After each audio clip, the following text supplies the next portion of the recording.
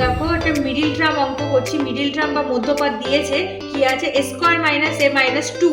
এটাকে কি করে করবো দেখো, শেষের সংখ্যাটাকে ভেঙে মিডিলটা বানাতে হবে, যেহেতু মিডিল টার্ম বলেছে ওই জন্য a স্কয়ার মাইনাস 2কে ভেঙে 1 করবো, তাহলে কত 2 1 কে 2, 2 1 কে 2, তার 2 থেকে 1 বিয়োগ করলে হয়ে যাবে 1, এখানে কিছু নেই মানে 1, তাহলে 2 মাইনাস 1 ইন্টু a মাইনাস 2 হয়ে গেল। ঠিক আছে, এ মানে এটা পাশেই থাকছে। এবার দেখো পরের লাইনে a স্কয়ার মাইনাস একবার 2 এ মানে এটা একবার এর সাথে একবার একসাথে গুণ করে দিচ্ছি, তাহলে হয়ে যাচ্ছে 2a মাইনাসে প্লাস 1a, তারপর হচ্ছে মাইনাস 2 হয়ে গেল। ঠিক আছে, পরের লাইনে দেখবো কমন যাচ্ছে কিনা, প্রথম দুটো থেকে দেখো একটা a কমন যাচ্ছে, তাহলে পড়ে থাকছে a মাইনাস 2 প্লাস এখান থেকে একটা 1 কমন যাচ্ছে, তাহলে পড়ে থাকছে a মাইনাস 2।